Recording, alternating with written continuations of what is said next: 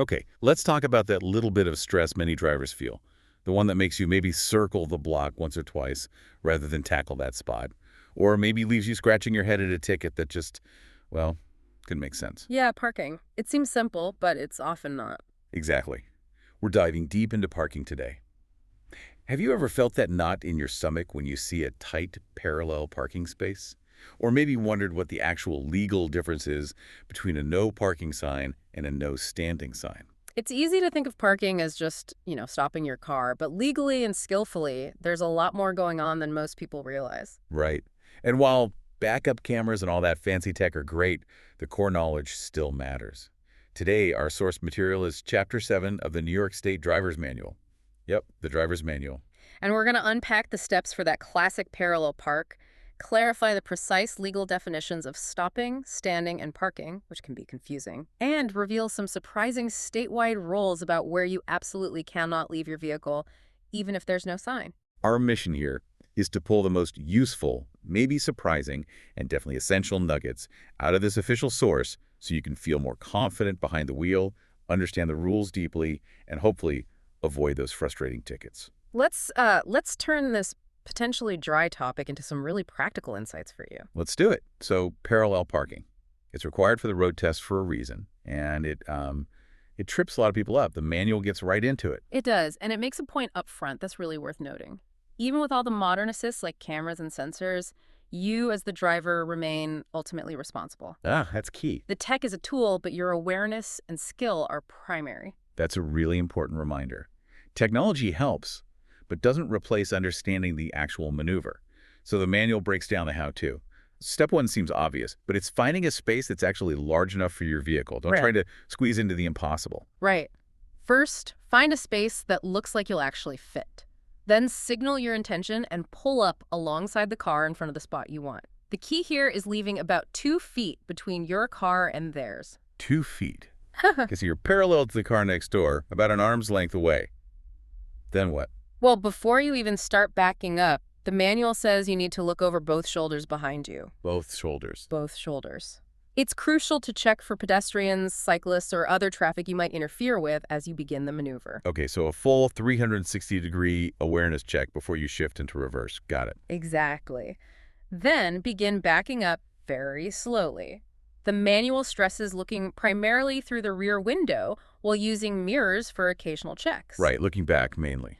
As you back up slowly, turn your steering wheel completely towards the curb. Okay, backing up, looking out the back window, wheel crank towards the sidewalk. That starts the angle. What's the pivot point? When do you turn the other way? Good question.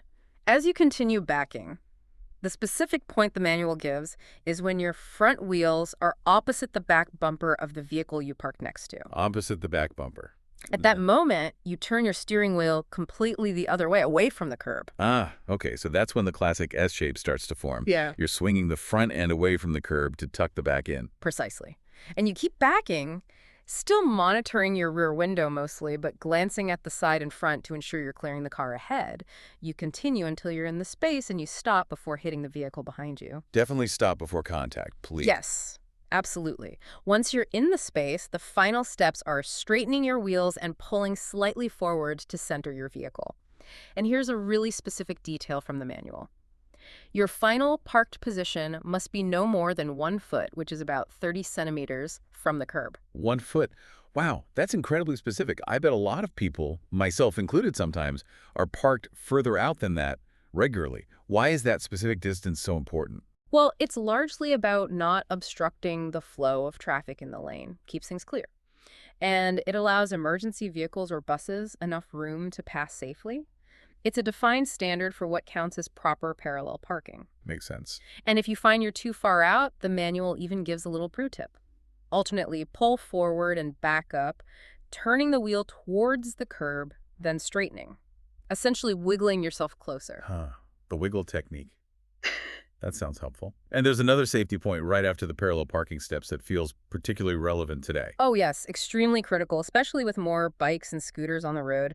The manual explicitly states you must not open your roadside door if it will interfere with bicyclists or other traffic. The dooring hazard. Exactly. That single action, opening your door without checking, can cause a very, very serious accident. It's right there in the manual as a crucial rule. Good to highlight.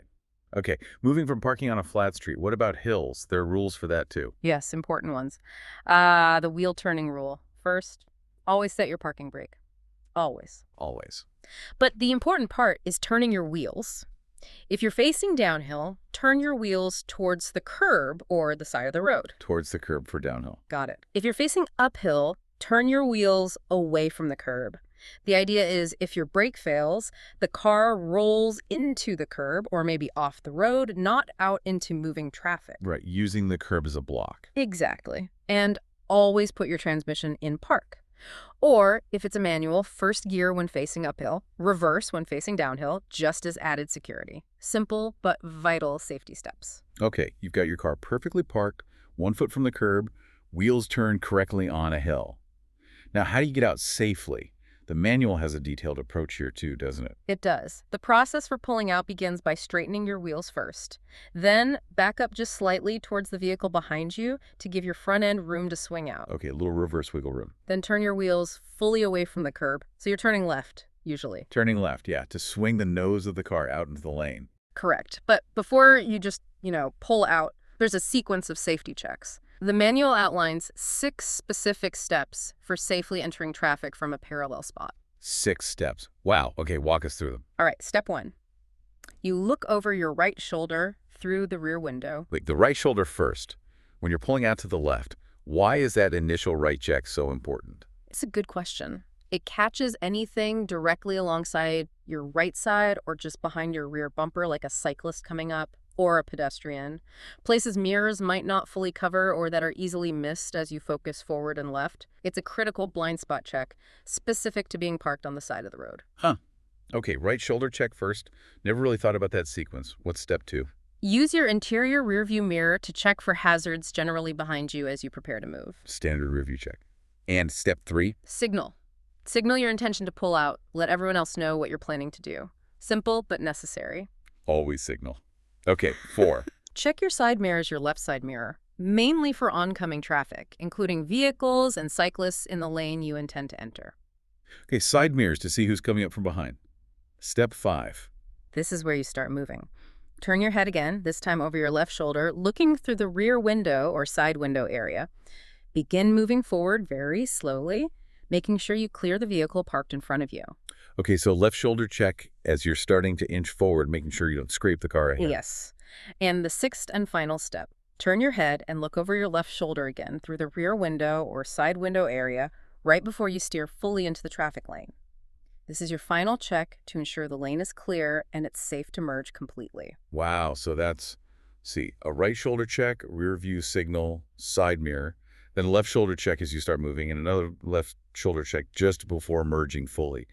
That really emphasizes the need for comprehensive visual checks, not just relying on mirrors. It truly does. It highlights the importance of knowing what's happening all around your vehicle, especially in complex environments like city streets where things change quickly. Okay, we've navigated the physical steps of parking and pulling out. Now let's shift gears entirely and talk about the legal rules, because this is where it gets really interesting and honestly, for many drivers, quite confusing. The manual makes a crucial distinction. Stopping, standing, and parking are not the same thing, legally speaking. Oh yeah, this is the source of so many tickets and arguments. Understanding these definitions is absolutely key. The manual gives very specific meanings for stopping, standing, and parking. Okay, let's break them down. What does the manual say about stopping? Stopping is the most restrictive. It means bringing your vehicle to a stop only when necessary to obey a traffic sign, signal, or officer, or to prevent conflict with another vehicle. That's it. That's it. That's it. Any other reason for stopping is not considered stopping in a zone where stopping itself is restricted, like in a no-stopping zone. So you can only stop if the rules require you to stop, like for a red light or stop sign, or to avoid hitting something. Seems pretty absolute. It is. Next up is standing. The manual defines this as stopping your vehicle only for the purpose of receiving or discharging passengers. And here's the critical detail. The driver cannot leave the vehicle. Okay, passengers jumping in or out, driver stays put behind the wheel, that's standing. And then there's parking. Parking, according to the manual, means stopping your vehicle whether it's occupied or not for any reason other than temporarily loading or unloading merchandise or passengers. Right, and this is where the signs often trip people up, isn't it? Because a no parking sign doesn't mean you can't stop at all. Precisely. It's counterintuitive for many people. Let's look at the signs. A no stopping sign is the most restrictive. You cannot stop there for any reason except, again, to obey traffic control or avoid a crash. No picking up at Millie, no dropping off groceries, nothing. Got it. No stopping means no stopping, period. Then there's no standing. This is less restrictive than no stopping. You can stop temporarily only to load or discharge passengers, and the driver must remain in the vehicle. So, quick passenger pickup drop-off, okay, but driver stays in. No waiting. Correct. You cannot stop here to load merchandise or even wait for someone if they aren't immediately getting in or out. Okay, and now the surprising one, no parking. Yes, the no parking sign. This is actually the least restrictive of these three main prohibitions. It means you can make a temporary stop to load or discharge merchandise or passenger. Wait, so a no parking sign actually allows you to stop briefly to pick someone up or unload groceries. That feels totally backward. It does, based on how we normally use the word parking. But the manual is very clear. The prohibition under a no parking sign is against leaving the vehicle unattended for any significant period, or stopping for purposes other than that quick temporary loading or unloading. If you pull up, someone hops in or out quickly, or you quickly drop off a package at the curb and you leave immediately, that's often permitted where no parking is posted. That is a huge takeaway. Seriously, knowing that a no parking sign is actually less restrictive than no standing or no stopping completely changes how we'll look at those signs from now on. It's all about the duration and the purpose of the stop. Exactly. And understanding those precise legal definitions straight from the source is just crucial for navigating city rules and avoiding those bewildering tickets. Okay, so beyond the signs, the manual also lists specific places where parking, standing, or stopping is just prohibited by statewide law. No sign needed. These are based on fundamental safety principles, I assume. Yes, exactly. These are default rules you're expected to know. And the source provides specific distances, which are really important to remember. Okay, let's hit the key places where you absolutely cannot park, stop, or stand at all. Like, ever. Right. You cannot park, stop, or stand within 15 feet. That's about 5 meters of a fire hydrant. 15 feet, okay. The single exception is if a licensed driver remains in the vehicle ready to move it immediately for an emergency. 15 feet from a hydrant, crucial for emergency access. Makes sense. Also, double parking stopping, standing, or parking on the roadside of an already parked vehicle is always prohibited. No double parking, ever. Yeah, that blocks traffic. You also can't stop, stand, or park on a sidewalk, or in a crosswalk, or in an intersection unless it's specifically marked otherwise, which is pretty rare. Right. Sidewalks, crosswalks, intersections, keep them clear for pedestrians and traffic flow. Vital. Also prohibited on railroad tracks, obviously. Next to roadwork, construction, or other obstructions if your vehicle blocks traffic. And within 30 feet, that's 10 meters of a pedestrian safety area, unless a different distance is posted. So stay clear of tracks, construction that blocks traffic, and those pedestrian safety zones. 30 feet for those. And finally, for the absolute prohibitions, you cannot park, stop, or stand on a bridge or in a tunnel. Bridges and tunnels. Yeah, high traffic, usually limited space, definitely no stopping there unless you absolutely have to. Okay, now let's look at locations where parking or standing is prohibited, but a very quick stop just to obey a signal or avoid a crash would still be allowed because it falls under that strict definition of stopping. Got it. So slightly less restrictive than the last list. Where can't you park or stand? In front of a driveway. That's a basic courtesy and access rule, right? Don't block driveways. Also, within 20 feet, that's 6 meters of a crosswalk at an intersection. Notice that distinction.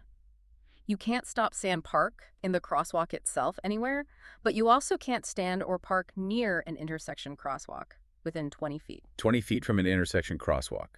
Why that specific distance? What's the logic there? It's all about visibility. Parking or standing too close to the intersection crosswalk blocks the view for both pedestrians trying to see oncoming cars and for drivers approaching the intersection trying to see pedestrians stepping out. It creates a really dangerous blind spot. Ah, okay, so it's a visibility buffer zone around the intersection crosswalk. That makes perfect sense.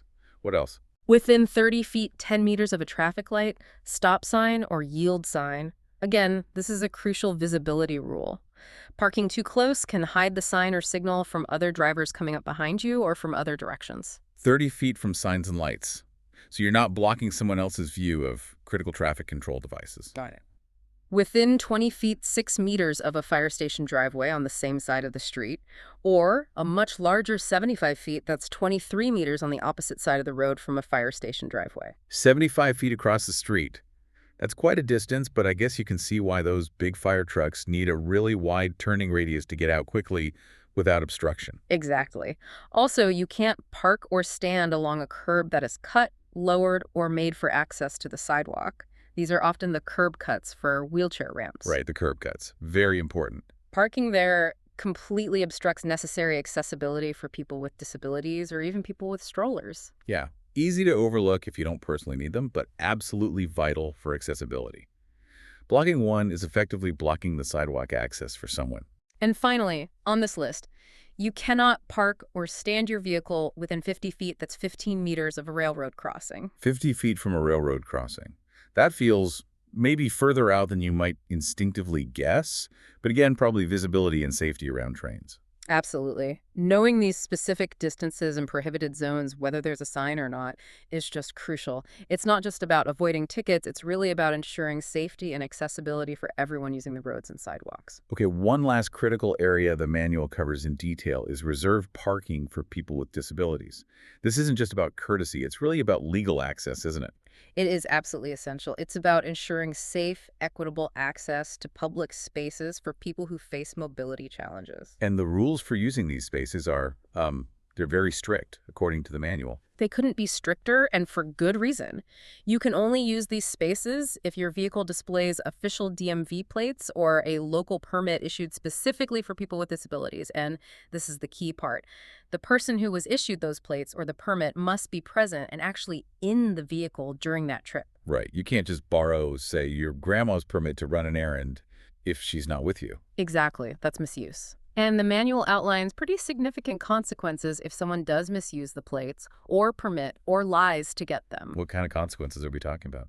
Well, making a false statement on an application for the actual vehicle plates for people with disabilities is a misdemeanor charge that can result in mandatory license revocation, plus potentially fines or even jail time, and a mandatory surcharge. Wow, a misdemeanor in losing your license. That shows how seriously this is taken. Definitely. And for making false statements just on the parking permit application itself, there are civil penalties ranging from $250 up to $1,000, plus another mandatory surcharge, and these penalties can apply to both the applicant and, notably, the doctor who provides the certifying statement if they knowingly falsified it. Wow, even the doctor signing off has responsibility there. These rules are clearly designed to prevent abuse of the system.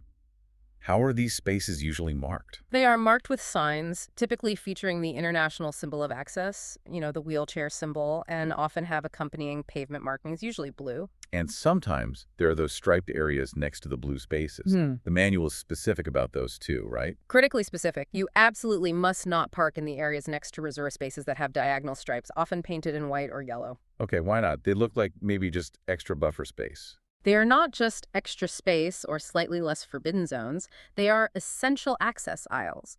They provide the necessary clear space for people using wheelchairs to deploy ramps or lifts from their vehicles and safely transfer into or out of their vehicles onto the sidewalk or ramp area. Ah, I see. Parking in an access aisle, even just partially, is basically equivalent to blocking the ramp itself. It can make the accessible spot completely unusable for the person who needs it. That makes perfect sense. Blocking the stripe zone completely defeats the purpose of the accessible parking spot next to it by preventing the person from actually getting out of or into their vehicle safely. Exactly. And fines are definitely enforced. They vary by municipality for street parking violations, but the manual specifically details the fines for violations in shopping centers that have 5 or more stores and 20 or more parking spaces. $50 to $75 for a first offense, increasing to $75 to $150 for a second offense within 2 years in the same town or city, plus a $30 mandatory surcharge on top of that. So clear penalties designed to protect this absolutely essential access. It's definitely a section that underscores the importance of not just knowing the rules, but really respecting the reason behind them. Absolutely. It's about community responsibility. So, wow, we've taken a pretty deep dive into just one chapter, Chapter 7 of the New York State Driver's Manual. We broke down the step-by-step process and key details for parallel parking. Including that 1-foot rule. Yes, We navigated the sometimes counterintuitive legal definitions of stopping, standing, and parking, and how they relate to those common signs. The and no parking versus no standing confusion. Right. We listed those specific statewide prohibited zones and their distances 15 feet, 30 feet, 50 feet. Places you just can't park, sign or no sign. And we highlighted the importance and the really strict rules surrounding reserved parking for people with disabilities, including those access aisles. Understanding these specific rules and the thinking behind them, straight from the official source like the manual, really does help you become a more informed, more confident, and ultimately a safer driver. It turns potentially frustrating encounters with parking rules into, well, manageable knowledge. It really does. It takes something you do almost every day, finding a spot, and gives you a whole new layer of understanding. Thinking about that 1-foot rule from the curb, or the specific distances from signs and hydrants, or especially the surprising meaning of a no parking sign. It changes things. It definitely changes your perspective. And given the manual's constant reminder that drivers are ultimately responsible, despite technology, and the level of detail we've discussed today, from the physical steps of parking to the legal nuances in those critical access zones, maybe a final thought for you is, how does knowing these specific regulations change the way you look at finding a parking spot the next time you're out driving? Does it make you notice those curb cuts, the distance from the corner, or the subtle differences in parking signs with new eyes?